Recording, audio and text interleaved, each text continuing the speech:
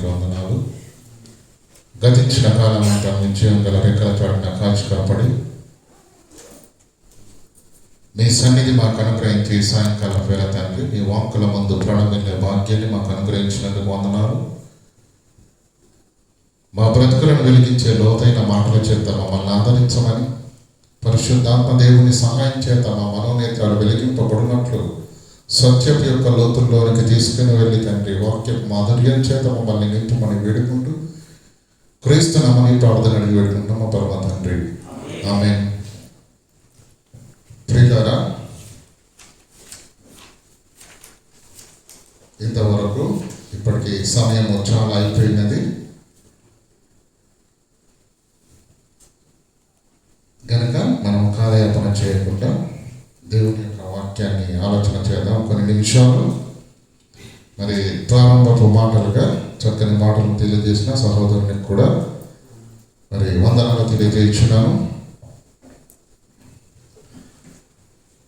ఎవరు నిజమైన జ్ఞానులు అని గత వారం మీరు విన్నారు కదా, అర్థమైందా? ఎవరు నిజమైన జ్ఞానులు? శాస్త్రవేత్తల, చదువుకున్నవారా, లోక విద్యను అభ్యసించిన వారా? ఎవరు జ్ఞానవంతులు? సమయాన్ని సద్వినియోగం చేసుకున్నవారు, ఇంకా చెప్పాలంటే సరి అయిన సమయంలో సరి అయిన నిర్ణయము తీసుకున్నవారు. చదువుకునే వయసులో మనం ఏం చేస్తాం? దాన్ని చదువు కేటాయించాం, ఆటలకు కదా, విందులకు, విలాసాలకు అలా కేటాయించిన వాళ్ళ జీవితాలు ఈరోజు ఏమైపోయాయి? ఈరోజు ఎండలో కూలీ పని చేసుకునే పరిస్థితి ఉంది, అవునా కదా? ఈ 60 ఏళ్ళ జీవితంలో సరి అయిన సమయంలో సరి అయిన నిర్ణయం తీసుకోనప్పుడు, జీవితమే తలకిందులు అయిపోతున్నప్పుడు, విశ్వాస ఆత్మీయ భక్తి జీవితాలను కొనసాగించుచున్న మనము సరి అయిన సమయంలో సరి అయిన నిర్ణయం తీసుకునకపోతే ఈ 60 ఏళ్ళ జీవితం ఎలాగో తలకిందులైతుంది. దాన్ని ఎవరు మార్చలేదు. 30 ఏళ్ళ నుంచి పనిచేస్తున్నాడండి నాకు తెలిసిన అతను కంపెనీలో. సాలరీ ఎంతో తెలుసా? 1100. ఇది 30 ఏళ్ళ నుంచి పనిచేస్తున్నాడు. కారణం చదువు లేదు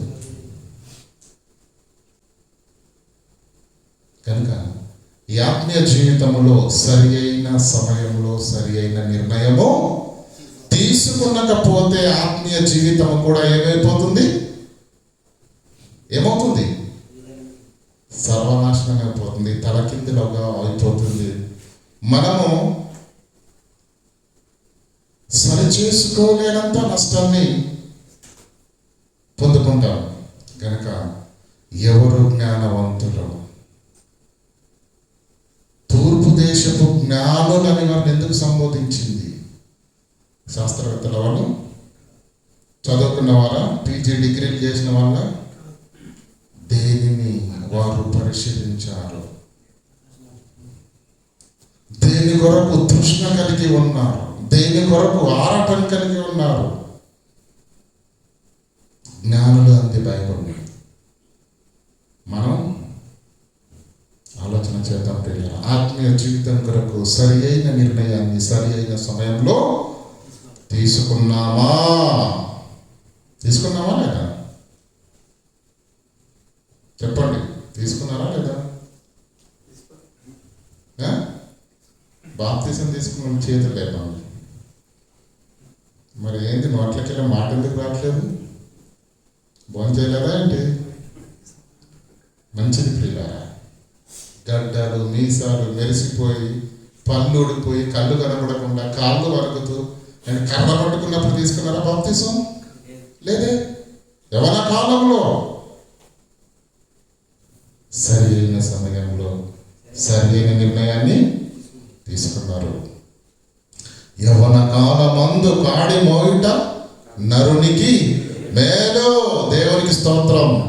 మనమందరము సరి అయిన సమయంలో సరి అయిన నిర్ణయాన్ని తీసుకున్నాము. యవ్వన కాలం, యవ్వన బలం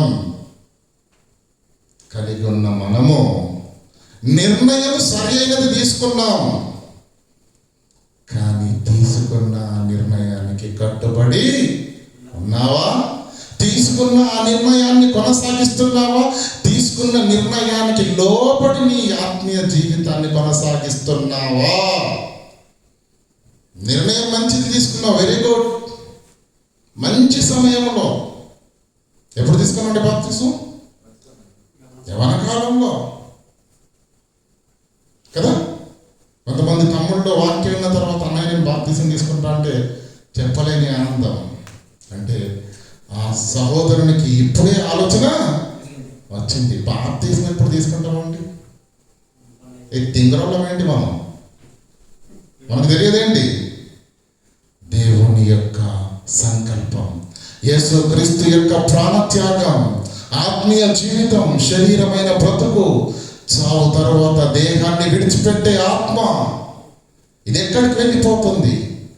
అనంత లోకాలకు ప్రయాణమై ఆరని అగ్నికి ఆహుతవుతుందన్న సంగతిని తెలిసి, వాక్యాన్ని బట్టి ఇంత తెలిసిన తర్వాతనే కదండి యేసుక్రీస్తును స్వరక్షకునిగా అంగీకరించి బాప్తిసం తీసుకున్నాం కదా. ఎంత గొప్ప మనసు అండి బాబు, ఎంత పెద్ద ఆలోచన! ఈ పసి ప్రాయంలోనే యవ్వన దశలో అడుగుపెట్టిన మనం అంతా ఎంత గొప్ప ఉన్నతమైన నిర్ణయాన్ని తీసుకున్నాం. ఇందును బట్టి దేవునికి మహిమ కలుగును గాక. ఇంత గొప్ప ఆలోచన, ఇంత గొప్ప నిర్ణయాన్ని తీసుకున్న మన బ్రతుకుల్లో నిర్ణయం బాగుంది, ఆలోచన బాగుంది, సరి అయిన సమయంలో సరి అయిన నిర్ణయాన్ని తీసుకున్నావు. కానీ తీసుకున్న నిర్ణయానికి లోబడి నీ బ్రతుకుందా? తీసుకున్న నిర్ణయానికి లోబడి నీ మాట ఉందా? నీ ప్రవర్తన ఉందా? నీ పరివర్తన ఉందా? ప్రియులారా, కొంతమంది భక్తులను చూద్దాం. వారి జీవితాల్లో కూడా సరి అయిన సమయంలోనే సరి అయిన నిర్ణయాన్ని తీసుకున్నారు. ఎవరిని చూద్దాం చెప్పండి. అబ్రహాం దగ్గరికి వెళ్దాం. ముందు హెబ్రీయులకు రాసిన పత్రిక 12వ అధ్యాయం 24వ వచనం చదువుకుందాం. మోషే. ఎవరు? మోషే.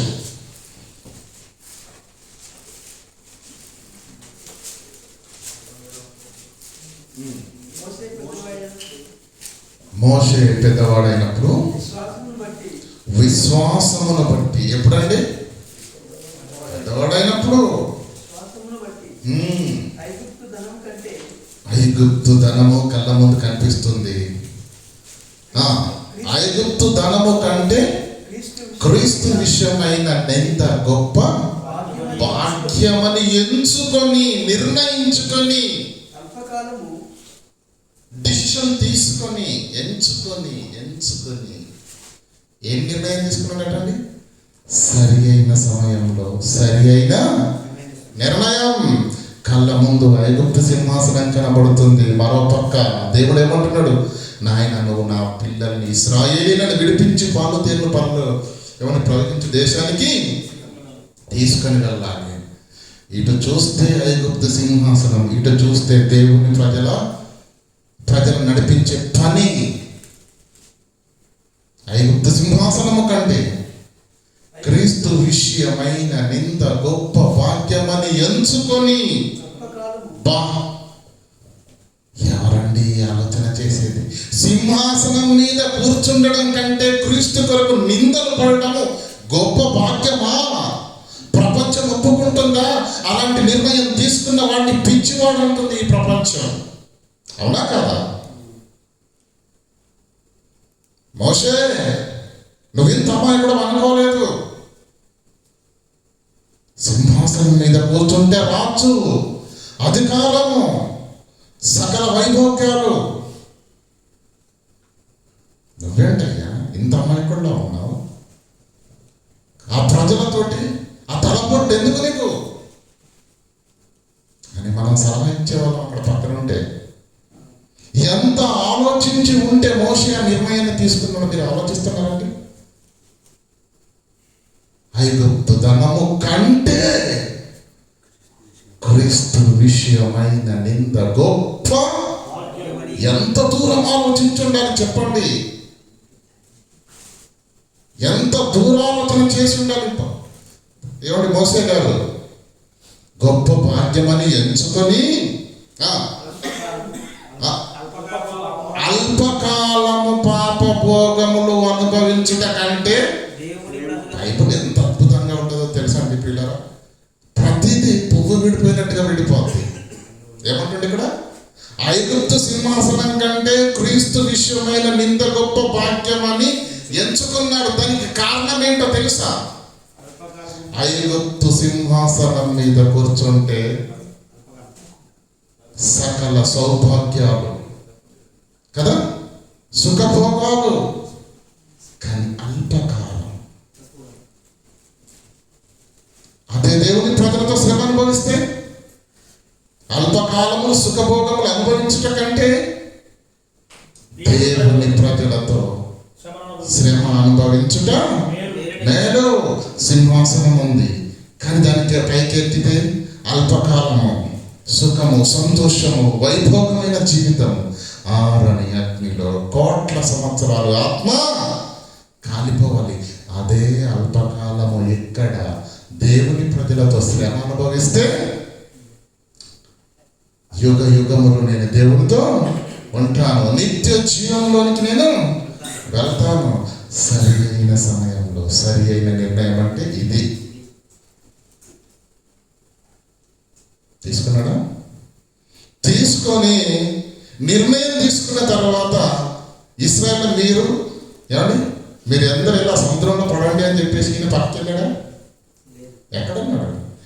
ఏ నిర్ణయం తీసుకున్నాడో ఆ నిర్ణయానికి కట్టుబడి లోబడి నెరవేరుస్తూ 40 సంవత్సరాలు దేవుని పనిలోని దీవారాత్రాలు ఉన్నాడు.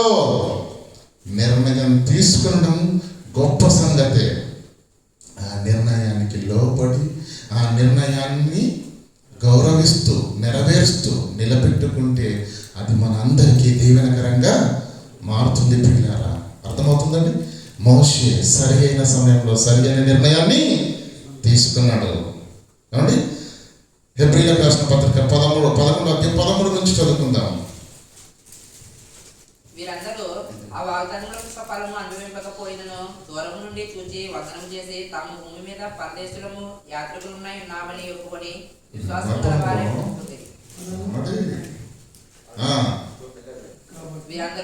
వీరందరూ వాగ్దాన ఫలమును అనుభవింపకపోయినను దూరము నుండి చూసి వందనము చేసి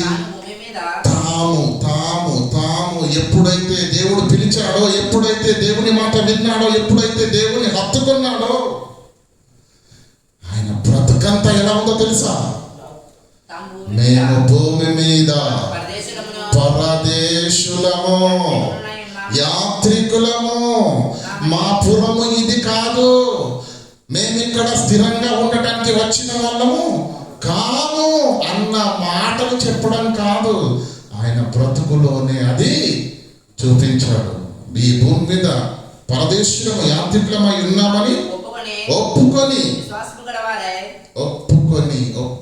దాని ప్రకారంగా అలాంటి నిర్ణయాన్ని తీసుకొని దాని ప్రకారంగా బ్రతికారు.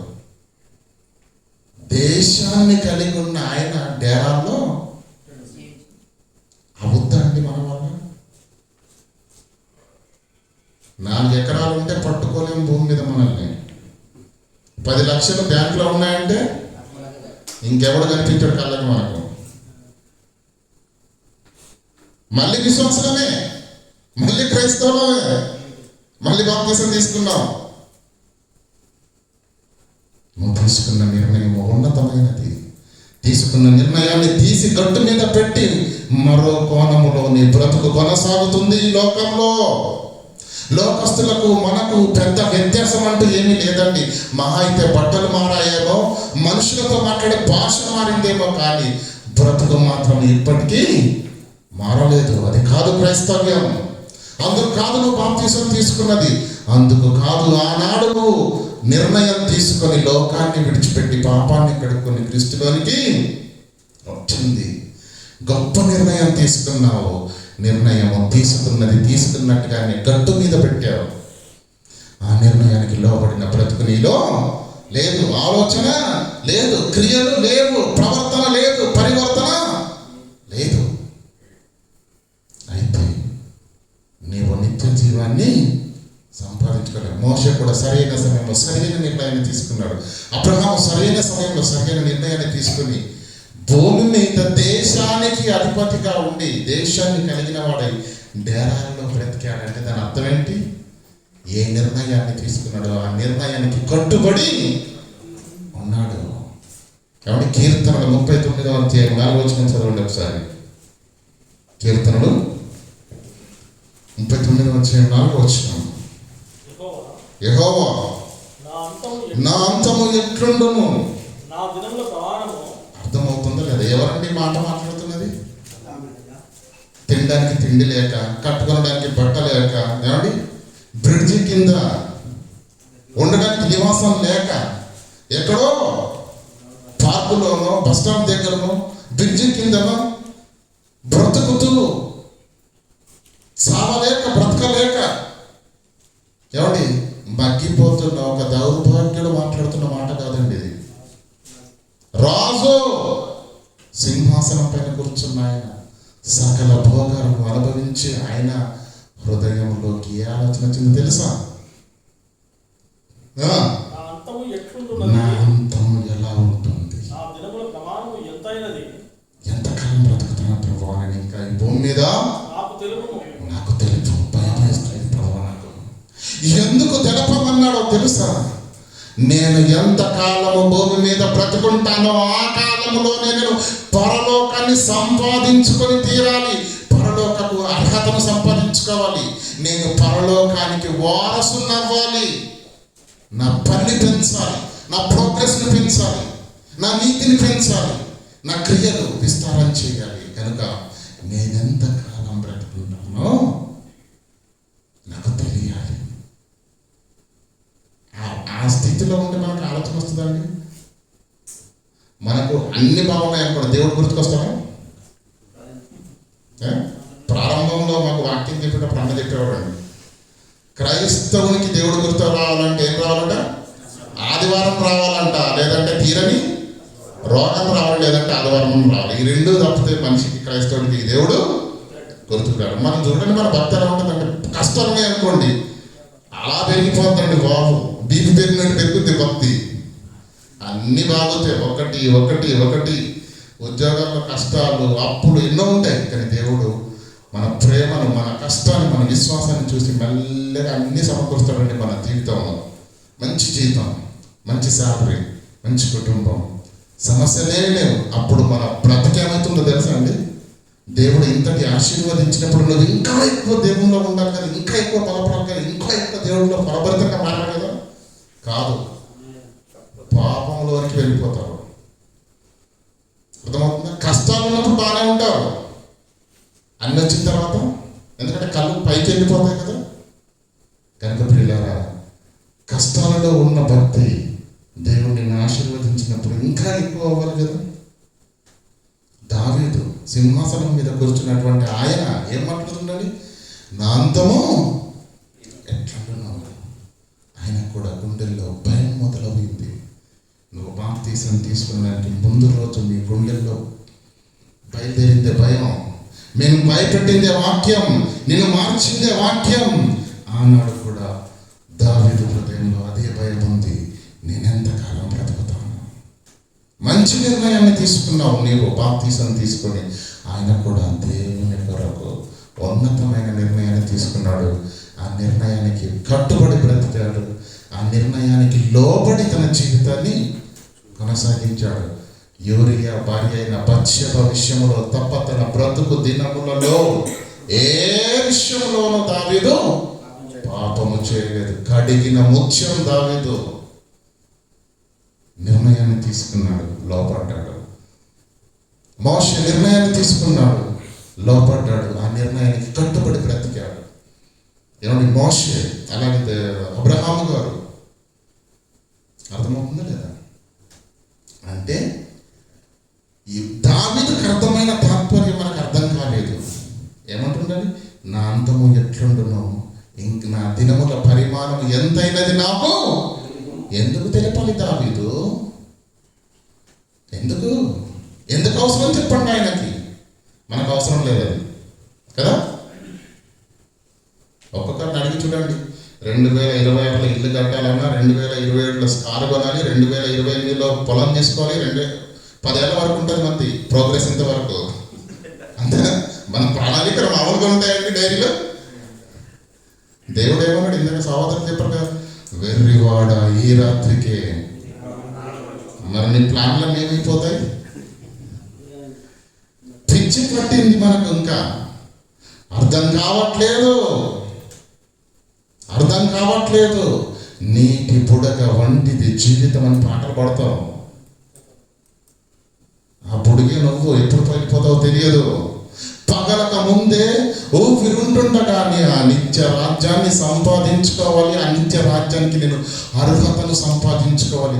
అందుకై పరిశుద్ధతను కాపాడుకుంటూ, ప్రభువును ప్రకటిస్తూ, సత్క్రియలు చేయొచ్చు. అనేక ఆత్మల రక్షణ కొరకు దేవుడు నీకు అప్పగించిన పనిని నిర్విఘ్నంగా చేయవలసిన బాధ్యతలను కొనసాగించవలసిన నీవు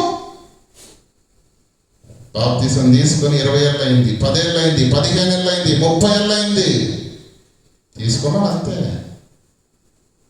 ప్రియులారా, క్రైస్తవ జీవితాలలో భక్తి అంటే అన్నీ ఉన్నాయి, నేను కాదనట్లేదు. పాటలు, అద్భుతమైన పాటలు పాడతారు. ప్రార్థనలు, గొప్ప ప్రార్థనలు చేస్తారు కదా. బైబిల్ చదవడం సూపర్గా చదివేస్తారు. పాటలు ఉన్నవి, ప్రార్థన ఉంది, వాక్యం చదవడం ఉంది, వాక్యం వినడం ఉంది, వాక్యం బోధించడం కూడా ఉంది. బ్రతకడము లేదు. లూకా సువార్త 6వ అధ్యాయం 46వ వచనం.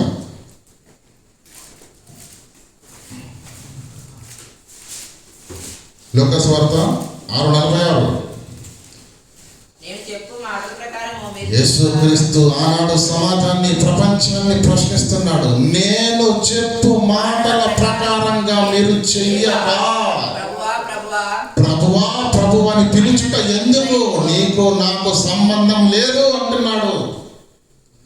ఈరోజు ప్రపంచ క్రైస్తవ్యం ప్రార్థనలు చేస్తుంది, పాటలు పాడుతుంది, వాక్యాన్ని వింటుంది, వాక్యాన్ని చదువుతుంది, వాక్యాన్ని బోధిస్తుంది. కానీ క్రీస్తు మాటల ప్రకారంగా బ్రతకడం లేదు. యేసు ఎందుకు బోధ చేశాడు? యేసు ఎందుకు వాక్యాన్ని వినిపించాడు? ఎందుకు మన చేతిలో వాక్యాన్ని పెట్టాడు? నేను చెప్పు ఈ మాటల ప్రకారంగా మీరు చెయ్యాలి, బ్రతకాలి. నెరవేర్చాలని వాక్యం మనల్ని గద్దిస్తుంది. నెరవేర్చాలని వాక్యం మన చేతిలో పెట్టాడు, మనకు వినిపిస్తున్నాడు దేవుడు. అన్నీ ఉన్నాయి, కానీ వాక్య ప్రకారమైన బ్రతుకు మాత్రం లేదు. సరైన నిర్ణయాన్ని తీసుకున్నావు, కానీ ఆ నిర్ణయాన్ని కొనసాగించడము లేదు.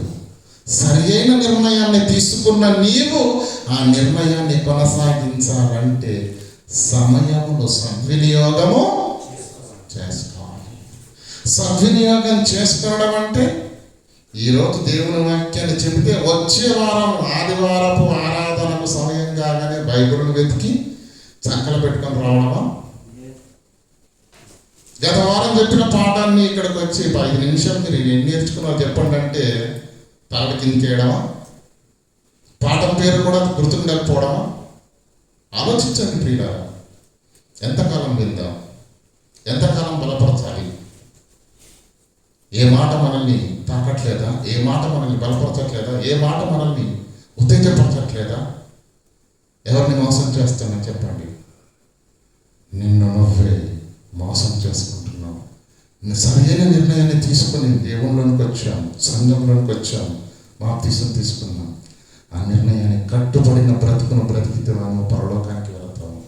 ఆ నిర్ణయాన్ని నీవు మీరితివా? కేవలం నిర్ణయం తీసుకున్నావు అంతే, కానీ వాక్య ప్రకారమైన జీవితము జీవించట్లేదు. ఏం చెప్పాడు? నీవు అనేక ఆత్మలను రక్షించాలి, అనేక ఆత్మలను రక్షించాలి, నువ్వు పవిత్రంగా ఉండాలి, అనేకులకు సత్యాన్ని చేరవేసే సత్క్రియలను చేయాలి. అపోస్తలుడైన పౌలు కూడా సరైన సమయంలో సరైన నిర్ణయాన్ని తీసుకున్నాడు. ఏమన్నాడు? నా మట్టుకైతే బ్రతుకుట క్రీస్తే. డైలాగ్ కొట్టలేదండి బాబు. ఏ విధము చేతనైనను మృతులలో నుండి నాకు పునరుత్థానము కలుగవలెనని సమస్తమును పెంటతో ఎంచి. ఎంత పెద్ద గట్స్ అండి బాబు. ఉన్నదాన్ని పెంటతో ఎంచాడు ఆయన. పెంట మీద ఉన్న తీసుకొచ్చి పెట్టుకుంటాం మనం. అందుకే వాళ్ళు భక్తులయ్యారు, అందుకే వాళ్ళు త్యాగధనులయ్యారు. మనం కూడా గొప్ప నిర్ణయాన్ని తీసుకున్నాం, కానీ మనం ఎక్కడ అయిపోయాం తెలుసా? తీసుకున్న నిర్ణయాన్ని పాటించట్లేదు, కొనసాగించట్లేదు. వాక్యం ఎందుకు వినాలో తెలుసా? నిద్రపోవడానికి కాదు, పాటించడానికి, నెరవేర్చడానికి. పాటించడానికి, నెరవేర్చడానికి. ఈ లోకంలో ఏది ప్రాముఖ్యమైనదో మనిషికి అర్థం కావట్లేదు. ఏమండి? వస్త్రం కొరకు, నివాసం కొరకు, తిండి కొరకు కష్టపడుతున్నాడు. నో, వాటి కొరకు కష్టపడాలి, గోడు మంచిదే. కానీ నీ ఆత్మ పరలోకం చేరాలంటే, ఆ పరలోకపు వాక్యాలకు నువ్వు అర్హుడిగా మారాలి అంటే ఈ భూమి మీద నువ్వు చేయవలసిన పని ఉన్నది, నువ్వు నెరవేర్చవలసిన విధానం ఉన్నది, నువ్వు బ్రతకవలసిన భక్తి జీవితం ఉన్నది, నువ్వు చేయవలసిన సత్క్రియలు ఉన్నాయి. అవి చేయకపోతేగా నువ్వు పరలోకానికి చేరవు. ఏమండి?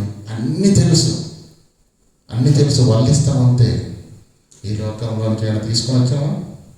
పోనీ ఇక్కడ నేను తీసుకుని వెళ్తామా? లేదు. మన ఇంటి ఏమొస్తుంది? ఏది రాదు. తెలుసా తెలియదు ఈ మాట. వేమన గారు మంచి పద్యం చెప్పారండి, గుర్తుందా? ఏమి గుంజి వచ్చి ఏమిదా కొనిపోదు, పుట్టు వేళ నరుడు గిట్టు వేళ ధనమెచ్చటికేగు తానెచ్చటికేగు విశ్వదాభిరామ. వినరామ. ఈ లోకంలోనికి మనం ఏమి తీసుకుంటాలి? 1 తిమోతి 6:7 ఉంటుంది. ఈ లోకంలోనికి ఏమి తీసుకొని రాలేము, ఏమి తీసుకొని వెళ్ళము. అన్నపానములు కలిగిన వారమై బ్రతుకుతామండి? లేదు. కొడుకు, మనవడు, మనవరాలు తరతరాలు కూర్చుండి తినేటంత ఆస్తి కావాలంటే ఏం చేయాలి? ఇంకొకరిని ముంచాలి, అంతేనా? మోసం చేయాలి, కన్న వేయాలి బ్యాంకు. కనుక ప్రియులారా, ఈ లోకం శాశ్వతం కాదు. ఈ లోకంలో మనం ఉండము. ఈ తాత్పర్యము మర్చిపోయి బ్రతుకుతున్నాము. క్రైస్తవులు కూడా ఈ తాత్పర్యం మర్చిపోయి కూడా విశ్వాసులు మరి ధనాపేక్ష కొరకు, స్వలాభం కొరకు ప్రాకులాడుతున్నారు. పరలోక ప్రయాణాన్ని మర్చిపోయారు, ఆత్మీయ జీవితాన్ని విడిచిపెట్టారు. లోకస్తుల వలె ఉన్నారు. కేవలం తెల్ల బట్టలు వచ్చాయి, భాష మార్చుకున్నారు, అంతే. క్రైస్తవ జీవితాలు ప్రియులారా, వాక్య ప్రకారంగా బ్రతికితే పరలోకానికి వెళ్తారు. అట్టి మహోన్నతమైనటువంటి మహాకృప దేవుడు మన అందరికి అనుగ్రహించాడు. కనుక ఊపిరుండగానే సరైన నిర్ణయం తీసుకున్న మనము ఆ నిర్ణయానికి లోబడి దేవుని సంఘపు పరిచర్యలో అనేక ఆత్మల రక్షణ కొరకు మనమందరము శక్తి లోపము లేకుండా దేవుని యందు భయభక్తులు కలిగి దేవుడు మనందరినీ చూస్తున్నాడు, కనిపెడుతున్నాడని గుర్తిరిగి శక్తి లోపం లేకుండా మనమందరము మన వంతును నెరవేరుస్తూ సంఘాన్ని బలపరుస్తూ, సంఘ సరిహద్దులను విశాలపరుస్తూ, అనేకమైన నూతన ఆత్మలను మరి సంఘంలోకి తీసుకుని వస్తూ దేవుని వాక్యంలో నిలబెడుతూ దేవుడు మనకు అప్పగించిన పనిని మనమందరం సంపూర్ణంగా చేసి దేవుడు నా నిత్యలోకాన్ని పొందుకుందుదాం కాక. ఆమేన్. పరిశుద్ధుడా దయగల దేవ, నిఘనమైన పవిత్రమైన నామానికి వందనాలు. విన్న మాటలను తండ్రి దీవించండి, ఆశీర్వదించండి. విన్న మాటల్లోని ఆంతర్యాన్ని గ్రహించి లోపముగా ఉన్న మా భక్తి జీవితాల్లో తండ్రి ఏవైతే తండ్రి మాకు ఆటంకాలుగా ఉన్నాయో వాటిని తండ్రి విడిచిపెట్టి తండ్రి మా యొక్క జీవితాలను సరి చేసుకొని భూమి మీద తండ్రి మిమ్మల్ని మహిమపరిచే భక్తి జీవితాలను కలిగి ఉండున్నట్లుగా మమ్మల్ని దీవించి ఆశీర్వదించి మరి వేడుకుంటూ ఘనత, మహిమ, ప్రభావంలో మీ నామానికి అర్పిస్తూ క్రీస్తు నామని ప్రార్థనకి వేడుకుంటున్నాము పరమ తండ్రి. ఆమేన్.